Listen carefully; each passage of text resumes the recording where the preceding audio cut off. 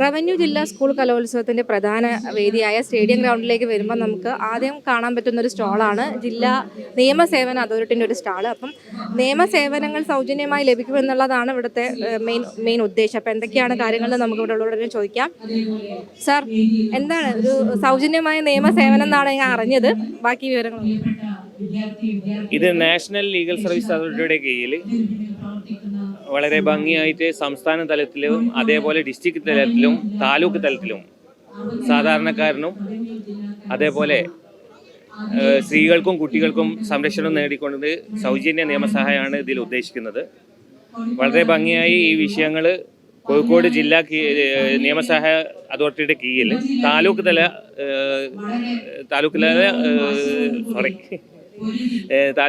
Legal service അതോറിറ്റിയുടെ കീഴിൽ നടത്തി വരുന്ന ഒരു സ്റ്റാളാണ് ഇന്ന് ഇവിടെ സംഘടിപ്പിച്ചിട്ടുള്ളത്.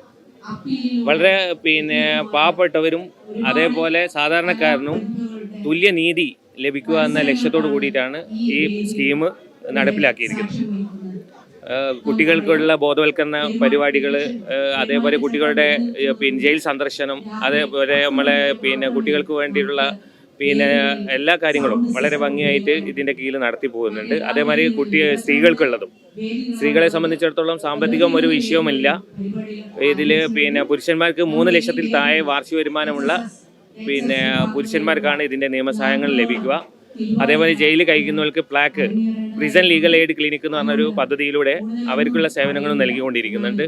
തടവിലായ ആരും ഇറക്കാത്ത പുറത്താക്കപ്പെടുന്ന അല്ലെങ്കിൽ സമൂഹത്തിൽ ഒറ്റപ്പെടുത്തുന്ന ആൾക്കാർക്കൊക്കെ ഒരു നിയമസഹായങ്ങൾ ഇതിൻ്റെ കീഴിൽ നടത്തുന്നുണ്ട്. അതേപോലെ ഈ പറയപ്പെടുന്ന ഏത് തരത്തിലുള്ള കേസും വൈതർക്കങ്ങളായിക്കോട്ടെ, അതേമാതിരി വ്യത്യസ്ത തരത്തിലുള്ള സമൂഹത്തിൽ ഒറ്റപ്പെടുത്തുന്ന അവസ്ഥകളും അതേമാതിരി എല്ലാ അദാലത്തിലൂടെയും അതേമാതിരി നിയമസഹായങ്ങൾ വളരെ ഭംഗിയായിട്ട് കൊടുക്കുന്ന ഒരു പദ്ധതിയാണ് ഇതിലൂടെ നടക്കുന്നത്.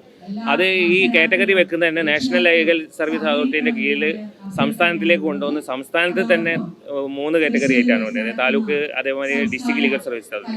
ഡിസ്ട്രിക്ട് ലീഗൽ സർവീസ് അതോറിറ്റിൻ്റെ കീഴിൽ തന്നെ വളരെ പ്രാപ്തമായ രൂപത്തിലേക്ക് അതിൻ്റെ ഗണ്യമായി ഓരോ ഘട്ടങ്ങളിലൂടെയും പ്രവർത്തിച്ച് അവർക്കുള്ള അവയർനെസ്സും ബാക്കി കാര്യങ്ങളൊക്കെ ഇതിൻ്റെ സ്കീമിൽ ചെയ്യുന്നുണ്ട്.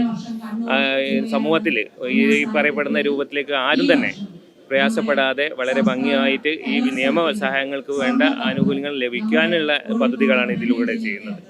അത് നമ്മളുടെ ജില്ലാ ചെയർമാനായിക്കൊണ്ട് ജില്ലാ ജഡ്ജിയാണ് ഇതിൻ്റെ ചെയർമാനായിട്ട് ഉണ്ടാവുക. സബ് ജഡ്ജിയാണ് ഇതിൻ്റെ സെക്രട്ടറി ആയിട്ട് ഡിസ്ട്രിക്റ്റിൽ ഉണ്ടാവുക. അതേപോലെ തന്നെ താലൂക്കിലേക്ക് സെക്രട്ടറിയും അതേമാതിരി താലൂക്കിൽ ചെയർമാനായിട്ടുള്ള സീനിയർ ജഡ്ജിയാണ് ഇതിൻ്റെ ചെയർമാനായിട്ട് താലൂക്ക് തലത്തിൽ ഉണ്ടാവുക. പോക്സോ കേസിനെതിരെ വളരെ പോലീസ് സ്റ്റേഷനിൽ ഒരു പദ്ധതി നടന്നുകൊണ്ടിരിക്കുന്നുണ്ട്.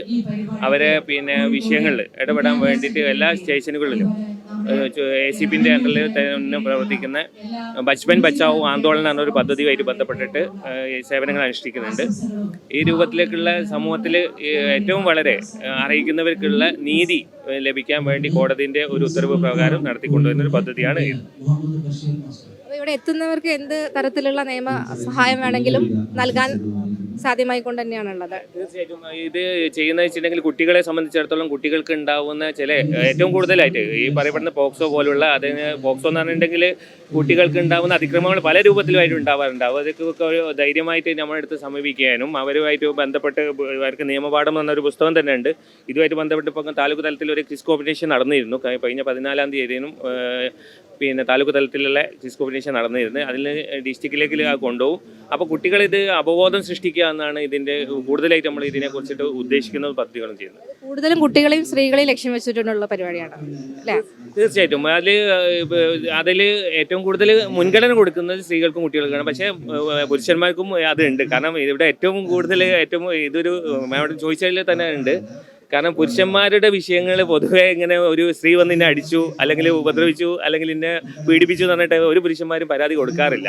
പക്ഷേ ഇവിടെ തുല്യമായിട്ടാണ് നീതി നടപ്പാക്കുന്നത്. കാരണം അവർക്കും തുല്യമായിട്ടുള്ള റൈറ്റ് ഉണ്ട് നിയമപരമായിട്ടുള്ള. അത് പലപ്പോഴും പുരുഷന്മാരെ സംബന്ധിച്ചിടത്തോളം അവരൊരു അസ്വസ്ഥത കാണും. പക്ഷേ ഇവിടെ നിയമം കൊടുക്കുന്നത് 3 ലക്ഷത്തിൽ താഴെ വാർഷിക വരുമാനമുള്ള പുരുഷന്മാർക്ക് ബിബിയിലാണെങ്കിൽ സൗജന്യമായിട്ട് നമ്മൾ മറ്റേ പാനൽ വക്കീൽമാരെ വെച്ചിട്ട് കൊണ്ട് തന്നെ കോടതിയിൽ സബ്മിറ്റ് ചെയ്ത് അവരുടെ കേസുകൾ നടത്താറുണ്ട്. അതേപോലെ ലോക അദാലത്തിലൂടെ ഫൈനുകൾ ഉണ്ടാകുന്നത് ഏറ്റവും വലിയൊരു സംഭവമാണ്. ലോക അദാലത്തിലൂടെ പല കേസുകളും തീർത്തു കൊടുക്കുന്നൊരു പദ്ധതികളുണ്ട്. ലോക അദാലത്തിൻ്റെ ഒരു പ്രത്യേകത എന്ന് വെച്ചിട്ടുണ്ടെങ്കിൽ കോടതി നടപടി ക്രമങ്ങൾ തന്നെയാണ്. അത് രണ്ട് കൂട്ടരെയും വിളിച്ചു വരുത്തിയിട്ട് വളരെ ഭംഗിയായിട്ട് ഇരുത്തി അവരുടെ വിഷയങ്ങൾ മനസ്സിലാക്കിയതിന് ശേഷം ആ വിഷയവുമായിട്ട് ബന്ധപ്പെട്ടിട്ട് എന്താക്കാണ് അവിടെ തീർപ്പ് കൽപ്പിച്ചുകൊണ്ട് രണ്ടുപേരും ഉത്തരവിട്ടിട്ട് ഒരു അദാലത്തിലൂടെ സെറ്റിൽമെൻറ്റ് നടത്തി അതിന് ഒരു അവാർഡ് സർട്ടിഫിക്കറ്റ്, അത് കോടതിയുടെ ഫൈനൽ ഡിസിഷനാണ്, ആ അവാർഡ് സർട്ടിഫിക്കറ്റോടു കൂടി സെറ്റിലാകും. അതേപോലെ ആ വിഷയമായിട്ട് ബന്ധപ്പെട്ട അദാലത്തിലൂടെ ഉണ്ടാകുന്നതാണ് ബാങ്ക് ഇടപാടിൽ കുട്ടികളുടെ ലോണും കാര്യങ്ങളും അതേപോലെ വീട് ലോണുകളൊക്കെ എടുക്കുമ്പോൾ തന്നെ ആ വിഷയത്തിൽ നിന്നുണ്ട് പിന്നെ അവരെ ഇൻട്രസ്റ്റും കാര്യങ്ങളും അടിക്കാനുള്ള ബുദ്ധിമുട്ടും തുടർന്ന് പോകുന്നതിലൊക്കെ ബുദ്ധിമുട്ടുള്ള ആൾക്കാർക്ക് എന്താക്കും അത് നിലനിർത്തിക്കൊണ്ട് അവരുടെ വിഷയങ്ങളും ബാങ്കുമായിട്ട് ഇടപെട്ട് ആ കക്ഷികൾ തമ്മിൽ രണ്ടാളെ എത്തിയിട്ട് അവരുടെ വിഷയങ്ങൾ വളരെ ഭംഗിയായിട്ട് സംസാരിച്ചതിന് ശേഷം അവർക്ക് വേണ്ടി ഇതേപോലെ തന്നെ ഈ സ്കീമിലൂടെ എന്താക്കും അതിൻ്റെ ഇൻട്രസ്റ്റൊക്കെ ബാങ്കുകാരും സഹകരിച്ചുകൊണ്ട് ഇൻട്രസ്റ്റ് കുറച്ചിട്ട് ഒരു പ്രയാസമില്ലാത്ത രൂപത്തിലേക്ക് കാര്യങ്ങൾ ചെയ്യാന്നുള്ള വിഷയത്തിലേക്കാണ് ഈ അദാലത്തിലൂടെ നടത്തിപ്പ് വരുന്നത്. നിയമപരമായിട്ടുള്ള എല്ലാ സേവനങ്ങളും ലഭ്യമാക്കുകയാണ് ഇവിടെ. അതായത് കുട്ടികൾക്കായിക്കോട്ടെ, സ്ത്രീകൾക്കായിക്കോട്ടെ, അതേപോലെ പുരുഷന്മാർക്കും തുല്യമായി തന്നെ ഇവർ നിയമ സാധ്യതകൾ പറഞ്ഞു കൊടുക്കുന്നുണ്ട്. അപ്പം എന്തെങ്കിലും ഈ വേദിയിലെത്തുന്നവർക്ക് നിയമപരമായിട്ട് എന്ത് സംശയം ഉണ്ടെങ്കിലും നമുക്ക് ഈ സ്റ്റാളുമായിട്ട് ബന്ധപ്പെടാനാണ് അവർ പറയുന്നത്. അപ്പം ഇവിടുന്ന് തന്നെ തീർപ്പ് കൽപ്പിക്കാവുന്ന കാര്യങ്ങൾ നിങ്ങൾ ചെയ്തു കോടതി മുഖേനയാണ് ചെയ്യാനുള്ളത്. നമ്മളിപ്പം പരാതി എന്ന് പറഞ്ഞിട്ടുണ്ടെങ്കിൽ ഒരു ചെറിയ വിഷയങ്ങളാണെങ്കിൽ ഇവിടെ തന്നെ നമുക്ക് സംസാരിച്ചിട്ട് രണ്ടു കൂട്ടരും സംസാരിക്കാനുള്ള സംവിധാനങ്ങൾ ഇവിടെ ഉണ്ട്. PLBമാർ ഇവിടെ ഉണ്ടാവും. അതേമാതിരി പാനൽ വക്കീലന്മാർ ഇവിടെ വരാനുള്ള സൗകര്യം കൗണ്ടർ ഇട്ടത് അതിൻ്റെ ഭാഗമാണ്. അപ്പം അത് പറ്റിയില്ലെങ്കിൽ കോടതിയിലേക്ക് കോടതി തൊട്ടടുത്ത് തന്നെയാണ്. കോടതിയിലേക്ക് കൊണ്ടുപോയിട്ടുള്ള സംവിധാനങ്ങൾ ചെയ്യാനുള്ള സംവിധാനങ്ങളാക്കും. അതേപോലെ ഈ പരാതി എന്ന് പറഞ്ഞിട്ടുണ്ടെങ്കിൽ വെള്ളക്കള്ളത്തിൽ ഒരു ജസ്റ്റ് ഒന്ന് എഴുതിയാൽ മതി, അത് മാത്രമേ ഉള്ളൂ. ഫസ്റ്റ് പ്രാഥമികമായിട്ട് നമ്മൾ പൊതുവെ പറയൽ പോലീസ് സ്റ്റേഷനിൽ പരാതി കൊടുത്തതിന് ശേഷം ഒരു പരാതി കൊടുത്തുകൊണ്ട് ചെയ്യുന്നുള്ളതാണ്. നമുക്ക് അല്ലാതെ തന്നെ നമുക്ക് എന്താക്കാം ഈ പദ്ധതിയിലൂടെ നമുക്ക് വേണമെങ്കിൽ ഏറ്റെടുത്തിട്ട് ചെയ്യാവുന്നതാണ്. അതായത് ഭയമില്ലാതെ നമുക്ക് എന്ത് കാര്യം ഭയമില്ലാതെ സമീപിക്കാൻ പറ്റുന്ന ഒരു സ്ഥലമാണത്.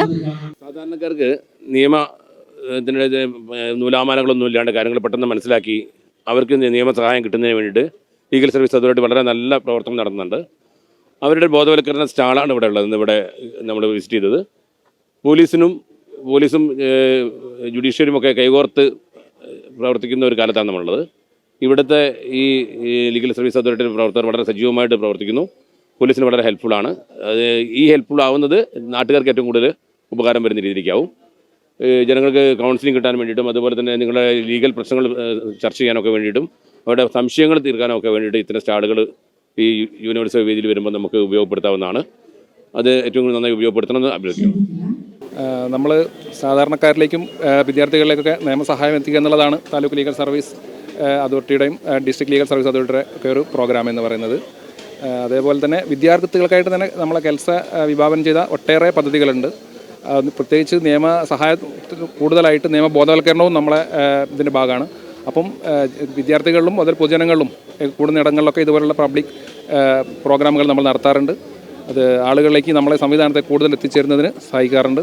അപ്പം പോലീസ് സാറ് പറഞ്ഞതുപോലെ തന്നെ പോലീസും പൊതുജനങ്ങളും ലീഗൽ സർവീസ് അതോറിറ്റിയൊക്കെ നല്ല രീതിയിൽ കൂട്ടായി പങ്കുചേർന്നുകൊണ്ട് ആളുകൾക്ക് എല്ലാവരും സഹായങ്ങളും നൽകാൻ നമ്മളെന്നും പ്രതിജ്ഞാബദ്ധരാണ്. എല്ലാവരുടെയും പിന്തുണയും ആഗ്രഹിക്കുന്നു. ഓക്കെ. ക്യാമറമാൻ ജോൺസൺ KV ജോർജിനൊപ്പം അരുണിമ.